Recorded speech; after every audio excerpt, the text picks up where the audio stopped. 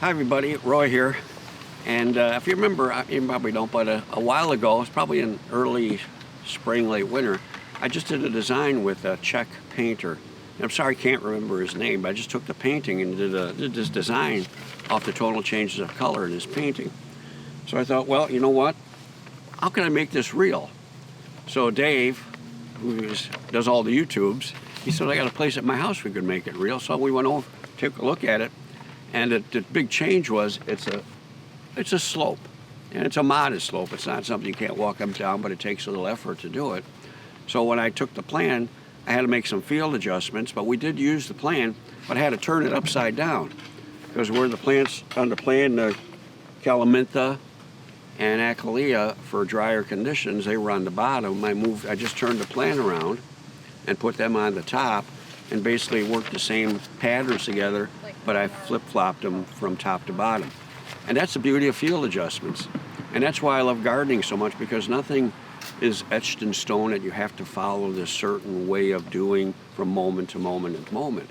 You flow, just like the plants do as they go through the garden. You're flowing with your thoughts, but you get a good beginning, a thoughtful beginning, and that's what the plan was, a thoughtful beginning.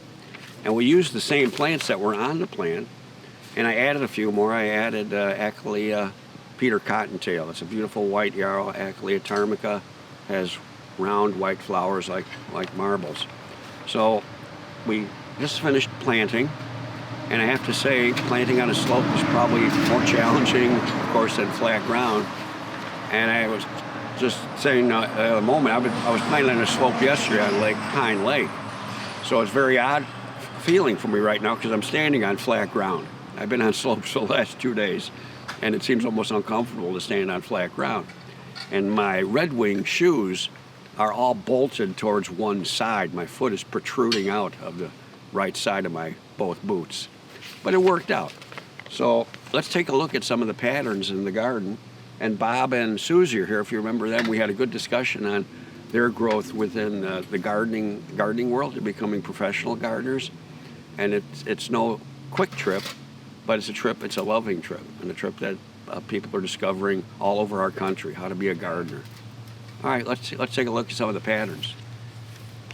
So here's some of the patterns. I've created a larger corner here. You can see water flows down the rocks from the top by the driveway. So this area, and we'll remove a few of the rocks, the water's going to flow into this area. So it'll be fairly moist, not as dry as it would obviously in the middle or the top. So I've used Brent Horvath's intrinsic introduction of Eupatorium milk and cookies.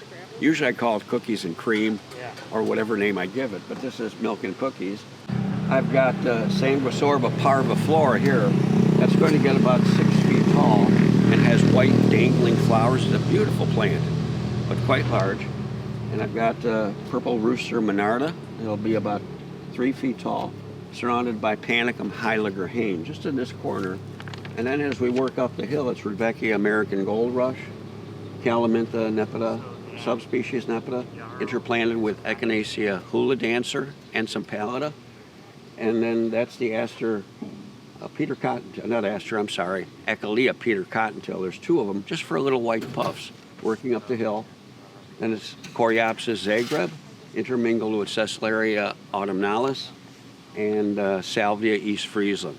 So that pattern carries itself up the hill, and then it goes towards the left, and the Coreopsis and Sesleria go all the way to the left, and it's mingled in with Calamintha nepeta, subspecies nepeta, and some Allium summer beauty to end it where you see Bob spreading the leaf mulch.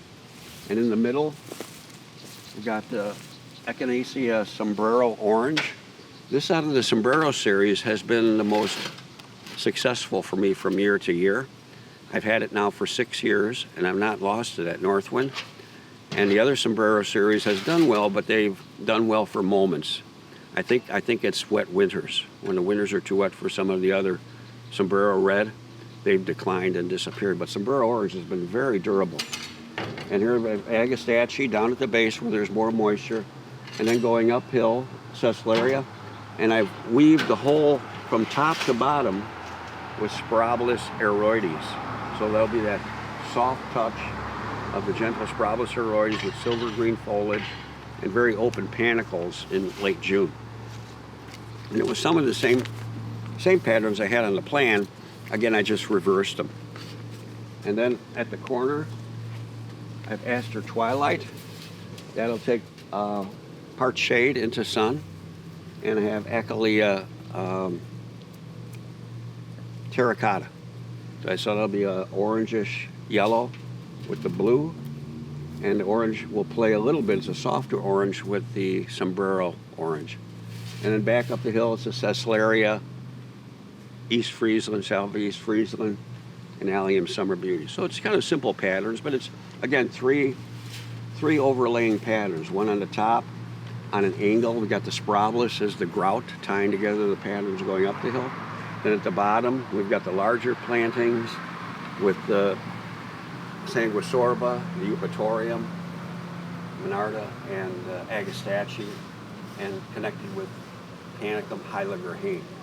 I recommend you try Heiliger Hain. It's a nice panicum with upright foliage, and the foliage turns reddish in late August. And it was introduced by Ernst Pagels. He introduced a lot of the selections we have now. And he was a wonderful hybridizer, and he was good friends with Carl Forster, not the grass, Carl Forster, the human. So there's a lot of history in what we do, and that history, I think, actually is encouraging to our future, and all the things happening now in gardening. And a good example is Bob and Susie. With their pursuit of the love of what they're learning, they're going to be great gardeners. Thanks, everybody.